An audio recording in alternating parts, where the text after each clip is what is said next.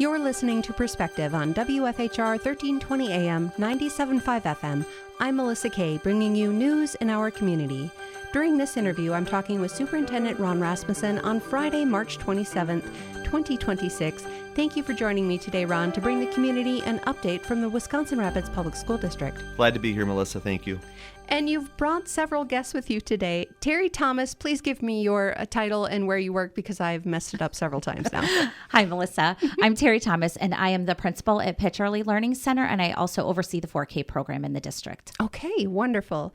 Well, we're going to start with Kelly Bluell, who is the gifted and talented coordinator from the district. Welcome, Kelly. Thank you so much for having me.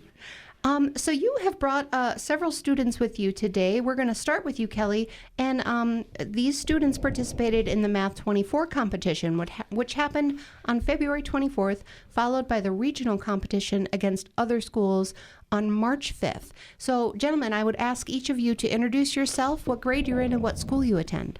My name's Kane, Jensen, and I go to Washington, and I'm in 4th grade. My name's Jacob Barse. I go to Grant Elementary, and I'm in 5th grade.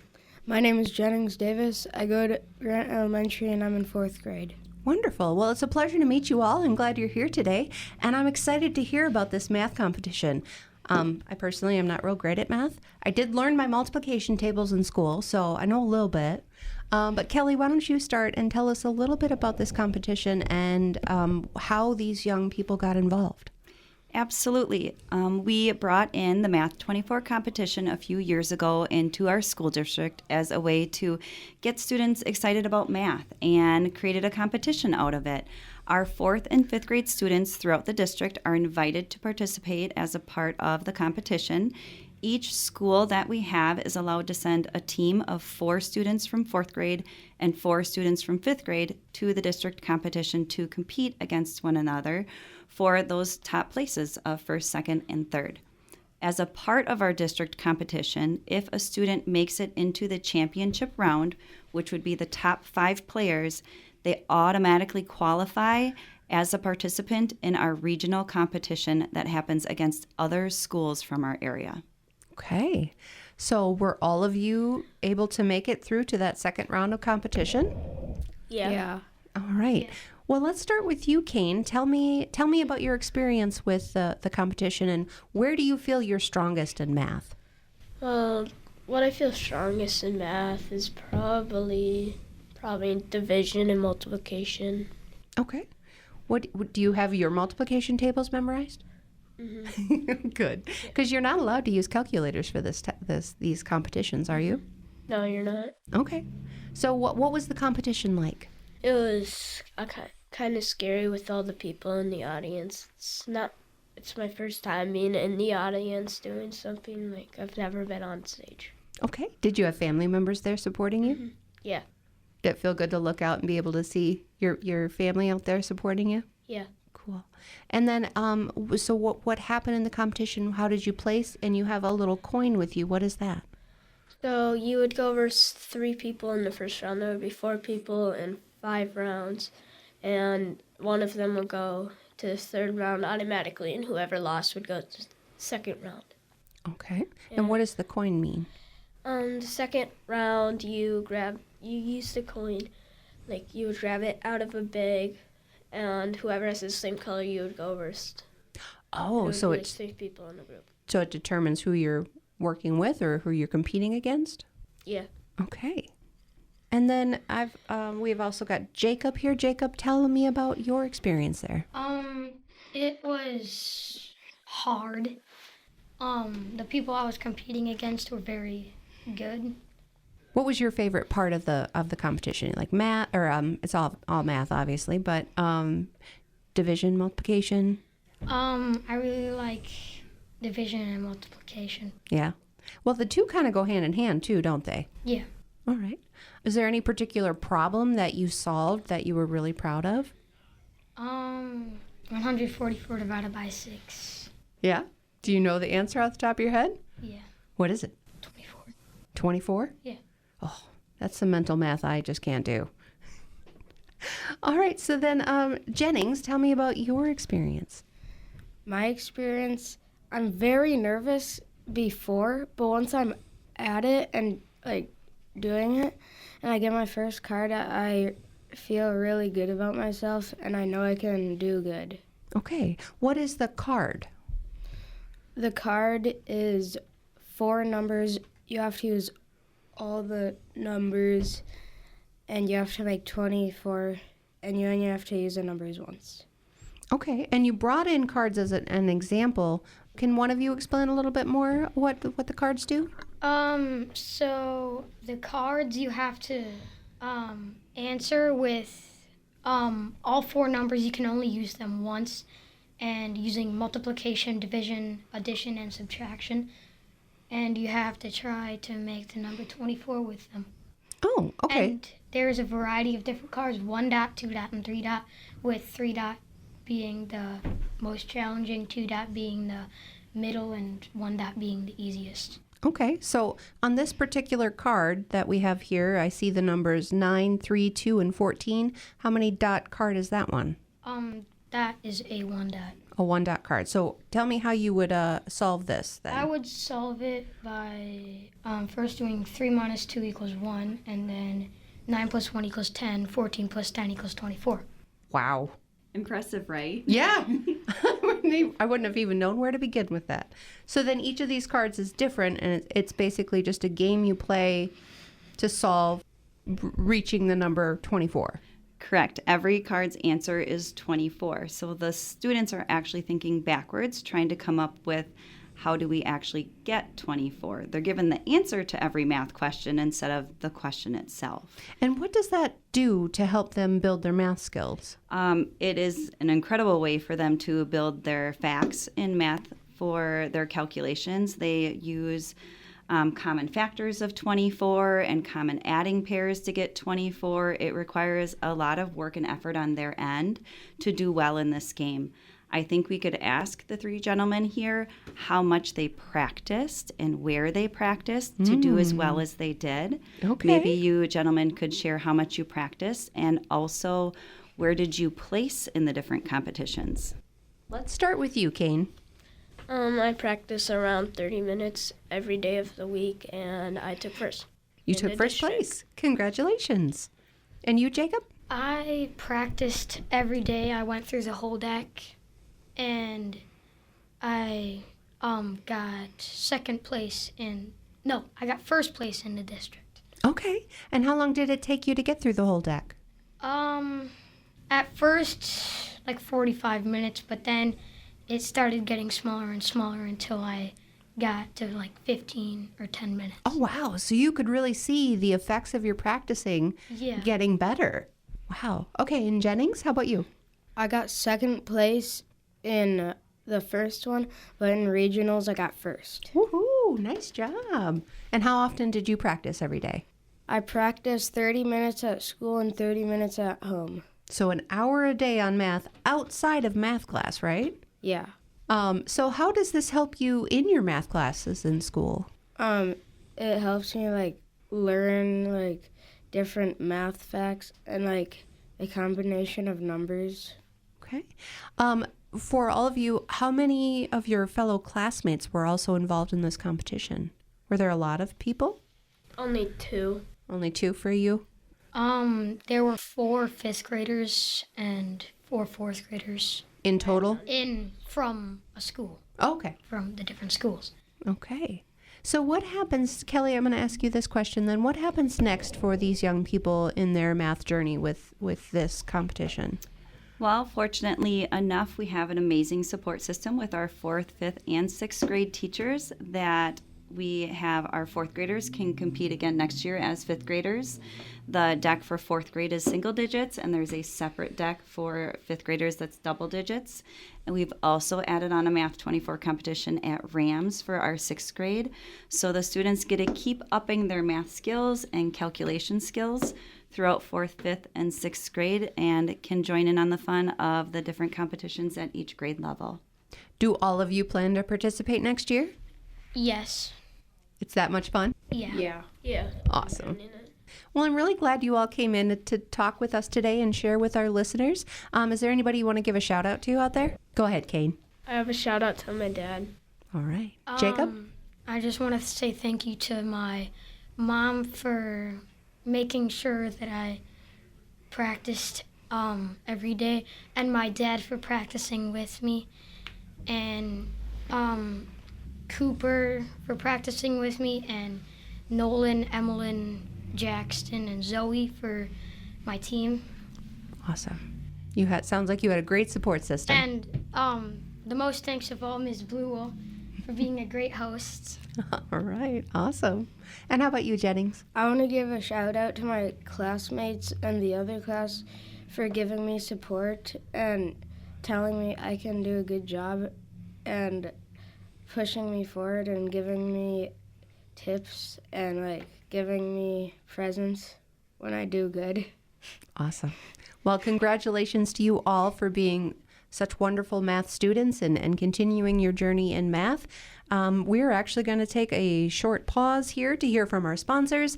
I'm Melissa Kay, and I've been speaking with Kane Jensen, Jacob Barse, and Jennings Davis, along with Kelly Bluell. Thank you all for joining me today. Thank you for having us. And we will be right back. You're listening to Perspective on 1320 AM, 97.5 FM, WFHR. Welcome. You're listening to Perspective on WFHR 1320 AM, 97.5 FM. I'm Melissa Kay, bringing you news in our community. I've been speaking with staff and students from the WRPS school district, and where we left off, we were talking with the three young men who had just competed in the Math 24 competition.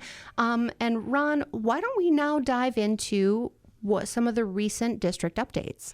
All right, yeah. So it's a busy time, obviously, with the spring season coming in, and we just got off of spring break. So this is the first time that we've had spring break that early in March. This was a new transition for us to match up with some of our neighboring K-12 districts as well as UWSP. And luckily, I did not have to cancel school with the big snowstorm, so that was a good thing. So, yeah, it's an exciting time. We're entering the spring season where sometimes a little rambunctiousness occurs, especially in our elementary areas. In our high school, it doesn't matter, I guess, what level it is, just with the nice weather. Everybody wants to get outside. Everybody wants to get outside. Staff can get a little rambunctious too, I think. And we end up with 70-degree days, and then like today when we're recording, it's about 30 degrees outside. So it's always a little interesting. But it's an exciting time for us with our students, obviously, continuing their education for the year. And some of those are wrapping up, but also some of those are just beginning. So we're entering testing season as a district.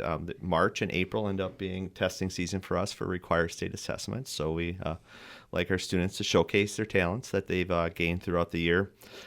This past weekend we had Annie with the Children's Theater program. So that was exciting at our PAC to show those students to showcase their talents. As I always feel that as a school district, we're much more than an educational institution. It's a lot of those other things that kids learn, their paths, their passions, what they want to do, and the fine arts is an important part of that. And for us to be able to grow and have the Children's Theater program has been impressive for us and provide those opportunities. Spring athletic seasons are starting as well. So last week we had our first games with our softball at Eau Claire, and I know we had baseball scrimmage on Saturday over at the Quad at Lincoln as well. So those opportunities are there as well for our student athletes. And then just continuing on April 7th, we have our local referendum. That will be part of the process as well. Okay, and we're going to get into that a little bit later here, Sounds good. I want to jump over to Teri now to talk about 4K registration and the opportunities coming up for you in your position and at Pitsch Elementary. Yeah, this is a busy time of year for 4K as well, because while we're continuing everything as usual in our current 4K classrooms and sites, we are already getting ready to welcome next year's 4K students. So registration is active. We have quite a few families that have already put in their requests for their preferred sites, and we do have 2 locations that will be offering full day options at Meade Elementary as well as Grant Elementary. And this is a new thing, correct? This is a new thing. Yep, we are responding to just feedback we've received from parents that that's something they were strongly interested in. So we will be opening that up starting next fall. And registration is still open. We're working to get all of that figured out as far as the sites and the students and where they'll be placed. And families will be finding out probably sometime soon this spring as far as where their child will be placed for the following school year. Okay. And then let's jump back to you, Ron. Let's talk about the referendum, because this is kind of a big deal. Yep. You and I were just recently at the legislative breakfast here in town and heard from our local representatives and leaders, and then several school board members that were in the audience with concerns about funding schools. Yeah, I think school funding is one of the preeminent issues across the state of Wisconsin. This is just not a local Wisconsin Rapids issue or a central Wisconsin issue. Our expenses are continuing to increase, just like everybody's expenses are increasing with inflation over the last 4 or 5 years and what that looks like. And for us to provide the best education possible for the students that walk through our doors every single day. As a district with some declining enrollment, that impacts us financially according to the state funding formula. But we're a rather large district, so if we lose, let's say, 50 students, less per school year, just because there's less students available within our area, that may only be one student in every other classroom across our district. So our costs pretty much stay the same, but some of our state aid reimbursement is less. And so that really plays into the impact on the monetary revenue that we have available for us via state aid and local property tax. Our district is a state-aided district, which out of our budget, about 70 to 73% of our budget is state aid, and 27% comes from local property taxes. Okay. And so the impact of the referendum, as we look at that for the future, is a continuation of the $2 million referendum the voters gave the district the approval for in 2021, expires with the 25-26 school year. And so we're asking to go above that $2 million by $1.8 million for a total of $3.8 million for the next 5 school years. Okay. And that referendum is, how is that going to be utilized within the district if the voters approve it? The referendum question asks for use on curriculum technology and maintain existing programs. For example, we've implemented a new English language arts curriculum at our elementary level, and we paid for that out of district funds as well as one-time COVID ESSER funding. That will be up for renewal in 2027-28, and just the expense of that curriculum itself is $650,000. Oof. And so that adds up pretty quickly when you're looking at your district budget. Technology, we all think about our own cell phones. You may replace your cell phone every 4 or 5 years. We're in the same aspect with just general technology, and technology seems to be ever increasing. And the use of and how it impacts our systems, the use of AI and memory and all that. So that's that part, and maintain existing programs. As I talked about earlier, the importance of fine arts and visual arts within our school buildings, our career and technical education programs. Many of those programs itself run a little smaller class sizes because they become more specialized as you work through the secondary level. And so in order to maintain those smaller class sizes or offer those opportunities, that's what the referendum dollars will be used for. And one of the things that you brought up during the legislative breakfast that you asked of the legislators is about the school choice vouchers and how the funds for that are then taken out of the district. So yeah, we're the property tax levy from the district last school year was about $25.7 million. Our budget's roughly $100 million to make it easy. So if you say the 27 and 73%. About $4.7 million of that 25.7 never comes to the school district. That is to fund the Wisconsin School Choice Program or the voucher program, depending upon what it's referred to easily or commonly throughout the state. And that equates to about 18 cents of every dollar that is paid for by local property taxes never comes to the school district. There's 363 students the last time DPI gave me numbers that participate from our school district. And we have great partnerships with our local institutions, Emmanuel, Assumption. We have great partnerships with them and continue to have those. But we have a variety of those that go outside of our school district. So anywhere between $1 and $1.3, $1.4 million that is taxed locally does not get invested back into those local educational institutions in our area. So this morning, I just asked the legislators if there was something that could be looked at, because it's a virtual charter, and some of the scores of where our students do attend from our physical geographic area, those report cards for that school or school districts are lower than ours. and if that could be something that the legislature could look at in the future. And as far as that goes, private schools have different requirements or not necessarily any of the same or any requirements as do public school institutions. Yeah, there are differing requirements, and I'm not really abreast of what their requirements are versus my requirements. I want to make sure I'm abreast on ours. But once again, we have great partnerships when we're working with, Assumption or Emmanuel with Deacon Pipitone or Brian Betts at Emmanuel. Those are great partnerships between our districts because we all want our community to thrive and survive. And so good education is great a foundation education is for great that. education, and we know many of those students will be at Lincoln just provided because of the educational opportunities that are at Lincoln. As I mentioned earlier, part of the referendum task is to look at continuing those educational opportunities. So last year we had almost 3,000 college credits earned at Lincoln, either through Mid-State Technical College or UW Green Bay. And that saves those families about $725,000 if they had to pay those tuition figures. And so those are the courses, and we talk about maintaining small class sizes not only in our elementary buildings, but maintaining those smaller class sizes because we are able to offer those opportunities for our students. Expanded opportunities Expanded for opportunities. I know we have 2 graduates that graduated last year that have 51 credits from Lincoln and 47 credits from Lincoln. Wow. And that's, if you think of that, that's It's a chunk of nearly change. halfway through their college of their general eds that they've earned at Lincoln. And those instructors at Lincoln have to do additional coursework to get certified to offer those courses. So when we talk about the expenses of the referendum, those are the things that we're hoping to maintain and grow within our community, not only to benefit the students, but overall our community. We want those kids to come back to Wisconsin Rapids after they go off to school and have a great, successful life here in our community. And if people have more questions about the referendum before the April 7th vote election day, where can they go to find that information? Yeah, we have if you go to our website, it'll pop up as a banner right away. So to make it easy for folks when they come to our website, it will take So you. don't ignore the banners. Don't at the top ignore of the banner. page. Yes, it's not a Which I am pop-up wont ad. to do. Not a pop-up ad.